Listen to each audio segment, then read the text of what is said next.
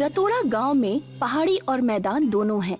इसके साथ ही गांव के पास में एक नदी भी बहती है, जिस वजह से यहाँ का दृश्य बहुत सुंदर है।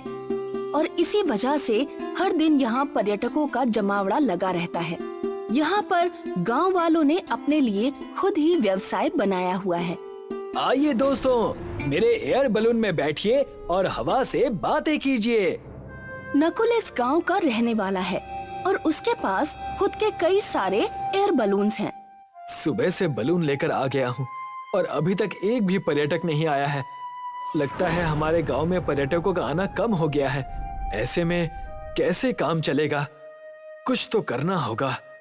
नकुल को भूख लगती है और वो खाना खाने के लिए वहीं पास के एक रेस्टोरेंट में जाता है। अरे सूरज भैया, एक थाली खाना लगा दो, बहुत भूख लगी है। क्या खाओगे, दाल चावल या रोटी सब्जी? थाली में जो भी देते हो दे दो। और काम धंधा कैसा चल रहा है तुम्हारा? क्या बताऊं भैया, सुबह से एक भी पर्यटक नहीं आया है। सारे बलून तैयार कर रखे हैं पर कोई फायदा नहीं है।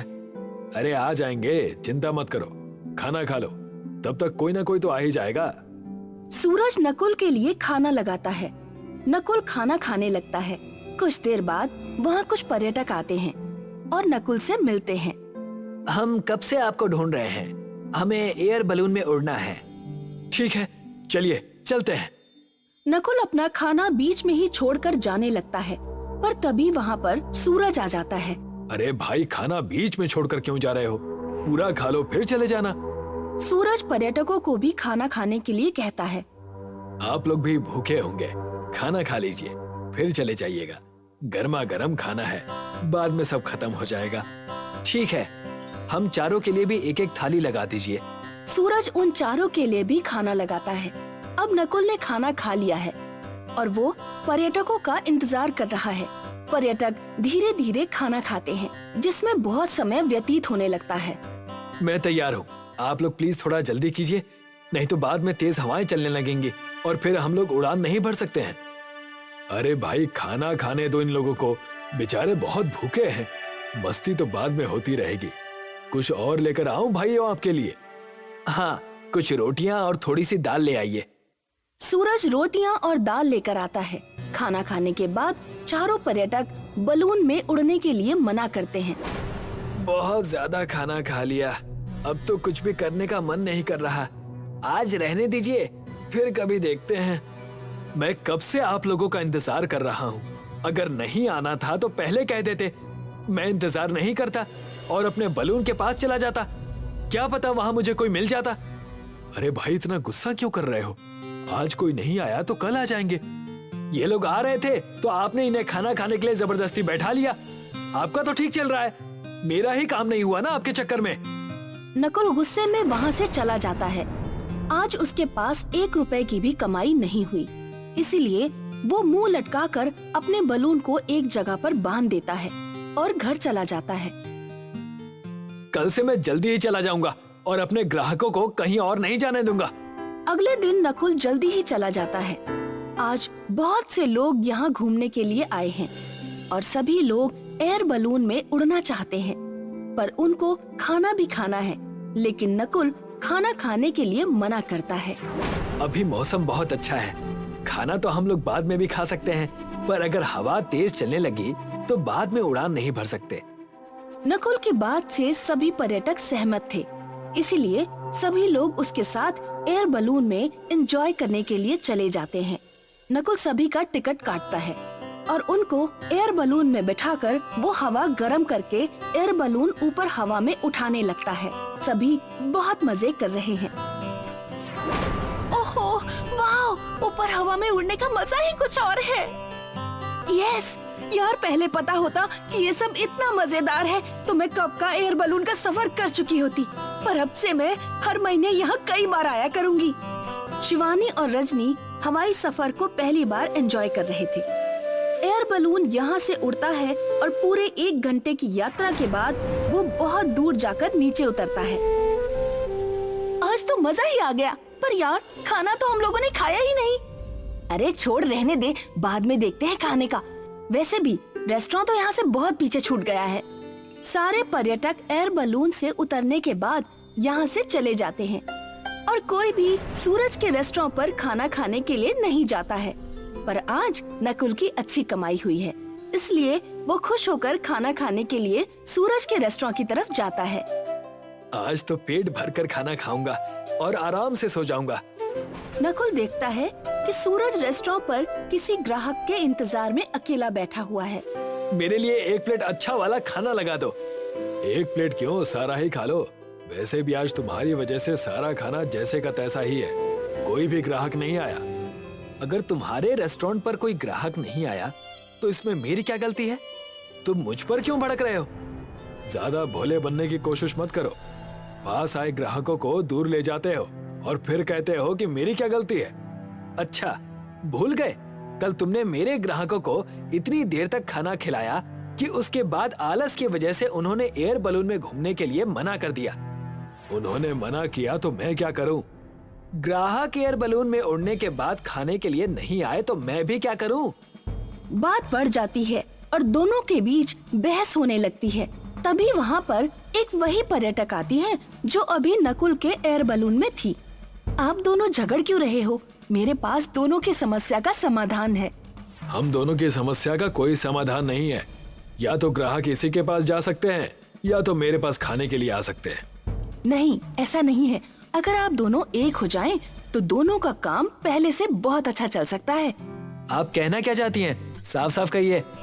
अगर आपके एयर बलून में ये भाई साहब अपना रेस्टोरेंट खोल दें, तो जो भी पर्यटक यहाँ घूमने आएगा वो एयर बलून से हवाई सफर का मजा खाना खाते हुए ले सकता है। ये तो बहुत ही अच्छा विचार है। इससे तो दोनों का ही नुकसान नहीं होगा। आपने तो न्यायाधीश की तरह हमारा झगड़ा 2 मिनट में सुलझा दिया। बल्कि हर दिन दोनों के पास बराबर ग्राहक रहेंगे। अगर आप लोग चाहें तो मुझे भी अपने साथ जोड़ सकते हो। वैसे मैं भी काम की ही तलाश कर रही हूँ। जरूर, वैसे भी ये आइडिया आपका ही है, तो आप भी हमारे इस बिजनेस में बराबर के हिस्सेदार हो गई ना। हाँ, अगर ग्राहक ज्यादा हो जाएंगे तो हम दोनों को कोई ना कोई संभालने वाला तो चाहिए ही। मैं अपनी तरफ से पूरी कोशिश करूंगी कि मैं आप दोनों के काम को बढ़ा सकूं और सबका फायदा हो। अब शिवांगी, सूरज और नकुल तीनों मिलकर सूरज का पूरा रेस्टोरेंट नकुल के एयर बलून में शिफ्ट करते हैं। चलो, इसी बहाने मैं भी तो हवाई सफर कर पाऊंगा। नहीं तो आज तक बस सोचता ही रहता था कि कब मुझे फुर्सत मिले और मैं भी एक बार हवा से बातें करूं। और अब से मुझे ठंडा खाना नहीं खाना पड़ेगा। हर दिन गर्मा गर्म खाना खाऊंगा। वैसे भूख तो अभी भी लगी है। मुझे भी भूख लगी है, पर आप दोनों का झगड़ा देखकर कुछ देर के लिए गायब हो गई थी। अरे पायलट साहब, आप उड़ने की तैयारी कीजिए, मैं आप दोनों के लिए खाना लगाता हूँ।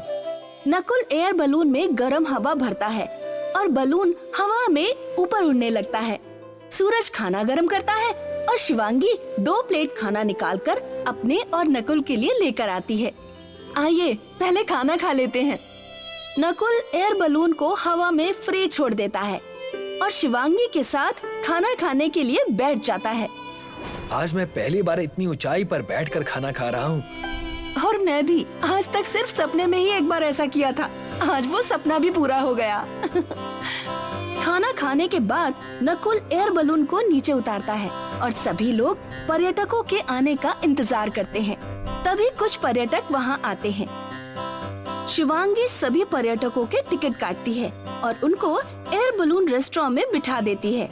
नकुल बलून को हवा में ऊपर उठा देता है।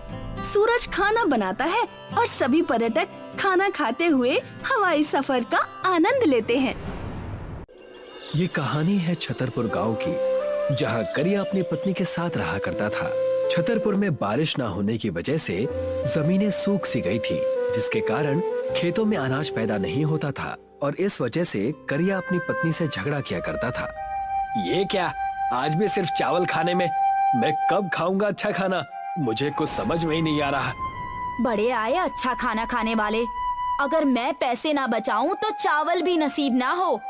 नसीब नसीब, बस सब नसीब का कमाल है। तुम्हारा बस नाम ही प्रेमा रखा है माँ बाप ने। प्रेम तो दूर दूर तक नहीं है।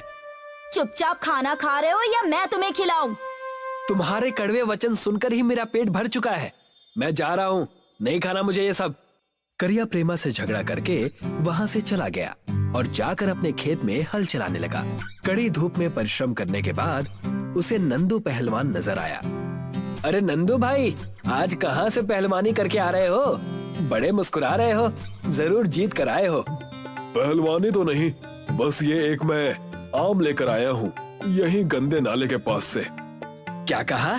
गंदे नाले के पास से? वहाँ आम कैसे मिल सकता है? क्यों नहीं मिल सकता, मैं ये लेकर तो आया हूँ, जाओ तुम भी ले लो। नंदू सोचने लगा और वहाँ उस गंदे नाले के पास चला गया। ये पहलवान जरूर पागल हो चुका है, मोटी बुद्धि का। इसे क्या पता कि गंदे नाले के आसपास भी कोई नहीं भटकता और ये पता नहीं कहाँ से आम लेकर आ रहा है। मुझे जाकर एक बार देखना चाहिए।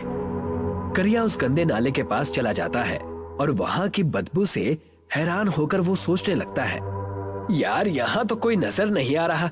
ये नंदू बुड़बक को किसने आम दे दिया? मुझे यहाँ से चलना चाहिए।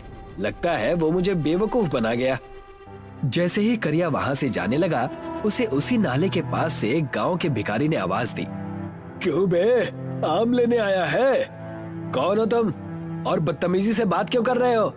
मैंने ही उस पहलवान को आम दिया था, मैं कोई ऐसा वैसा भिखारी नहीं हूँ। अगर तुम मुझे मक्के की रोटी खिलाओगे तो मैं तुम्हें मुंह मांगी चीज दूंगा।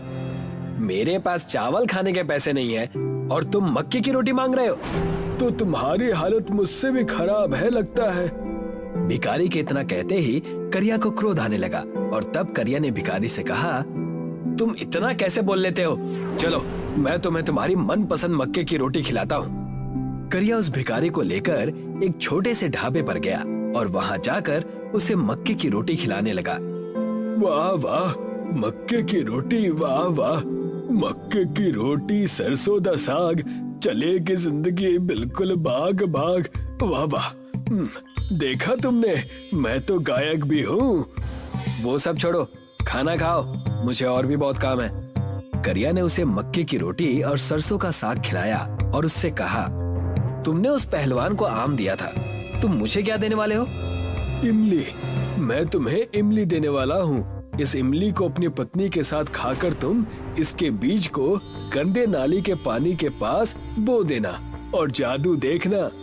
इतना कहकर भिखारी वहाँ से चला गया, लेकिन करिया उस इमली को देखकर सोचने लगा, ये कैसी इमली है? कहीं ये मुझे पागल तो नहीं बना गया? उधार में मक्के की रोटी और सरसों का साग भी खा गया और आम की जगह दे भी गया तो क्या ये इमली? करिया उस इमली को लेकर अपने घर चला गया और अपनी पत्नी प्रेमा को देकर कहने लगा, भाग्यवान, ये इमली ले लो, इसका कुछ बना देना या खा लेना। इमली की कौन सी सब्जी बनती है भला? इसे हमें खाना ही होगा ना? हाँ, खा जरूर लेना और ध्यान रखना, इसके बीज मुझे दे देना, मैं इसको बो दूंगा। खेतों में कुछ बोना हो तो मुंह फूल जाता है और तुम चले इमली बोने के लिए। वाह, इतने मेहनती कब से हो गए? लो, अब तुम्हारा झगड़ा शुरू। चलो जाओ, घर के काम करो। प्रेमा ने इमली खा लिए और उसके बीज को करिया को थमा दिया। करिया उस गंदे नाले के पास फिर से चला गया और वहाँ जाकर उस इमली के बीज को बोने लगा, ठीक नाले के पास। ये हो गया इमली बोने का काम पूरा। कल सुबह आकर देखता हूँ ये कितना बड़ा पेड़ बनेगा। दूसरे दिन सुबह करिया उस इमली के पेड़ के पास गया और वहाँ जाकर दंग रह गया। इमली का पेड़ एक ही दिन में बहुत बड़ा बन गया था, जिसमें खूब सारे इमली फरे हुए थे, जिसे देखकर वो सोचने लगा, ये कैसे हो सकता है भला? कल ही मैंने बीज बोए थे और आज इमली का पेड़ इतना बड़ा कैसे हो गया? जरूर कोई ना कोई बात तो है और इस पर इतनी सारी इमलियां नजर आ रही हैं। मुझे इमली तोड़ने होंगे। करिया उस इमली के पेड़ से इमली तोड़ने लगा और जैसे ही इमली करिया ने तोड़ी, उसमें से हीरे निकलने लगे। इमली के टूटते ही हीरो की बौछार होने लगी, छोटे छोटे कीमती हीरे। उन हीरो को देखकर करिया चौंक गया। ये हीरे कैसे हो सकते हैं? हाय, मैं माला माल हो गया, कमाल हो गया। हाय यकीन नहीं हो रहा मुझे। उन इमली और हीरो को लेकर करिया उसी भिखारी को ढूंढने लगा, जो कि एक मंदिर के बाहर आराम कर रहा था। क्यों आ गए ना चौंक कर मेरे पास? लेकिन ये कैसे हो सकता है? इमली के पेड़ से हीरे कैसे निकल सकते हैं? तुम कोई साधारण इंसान नहीं हो, आखिर तुम हो कौन? अरे बाबा, मैं हूँ तो साधारण इंसान ही। तुम्हें और भी हीरे चाहिए हो तो उस गंदे नाले को साफ करो। उस नाले को साफ करके ही मैंने इतना पुण्य कमाया है, जिसका मैंने तुम्हें थोड़ा सा हिस्सा बांट दिया। मैं उस नाले की आज ही सफाई करूंगा और अच्छे से करूंगा और सारे हीरे ले जाऊंगा। करिया सारे हीरे और इमली ले जाकर अपनी पत्नी प्रेमा को दे देता है और प्रेमा से कहता है, अब से हमें किसी भी चीज से डरने की या तरसने की कोई जरूरत नहीं है। हमारे पास अब सब कुछ है। हे भगवान, मुझे नहीं पता था कि मेरे इमली के बीज को खाकर फेंकने से इतने हीरे मिल जाएंगे। बचपन से लेकर अब तक करोड़ों का नुकसान हो गया। वो कैसे भाग्यवान? मैं समझा नहीं। मैंने कितने सारे आम और इमली के बीज खाकर बस ऐसे ही फेंक दिए। दोनों हंसने लगते हैं और अपनी जिंदगी उस हीरे की मदद से अच्छी कर लेते हैं। पूरे 1 साल बीत जाने के बाद जब उनके पास हीरे और पैसे नहीं बचते, तब प्रेमा करिया से कहती है, क्यों ना हम दोबारा वहाँ चले, उस नाले के पास। हमारे पैसे भी अब खत्म हो चुके हैं। हम उस गंदे नाले की सफाई करेंगे, पूरी तरह से सफाई, और सारे हीरे दोबारा हासिल कर लेंगे। लेकिन लोग क्या कहेंगे कि करिया और उसकी पत्नी उस नाले की सफाई करने जा रहे हैं। छी छी, मैं नहीं करूंगा ये सब। जी, आपको मेरी कसम। करिया और प्रेमा दोनों ही उस नाले की सफाई करने लगते हैं। लोगों का गिराया हुआ प्लास्टिक कचरा उस नाले में जमा हुआ होता है। वहाँ जाकर पूरे 1 महीने तक सफाई करते हैं, लेकिन उन्हें कुछ भी हासिल नहीं होता, जिससे दोनों चिंतित हो जाते हैं। यहाँ तो हमें अब कुछ नहीं मिल रहा।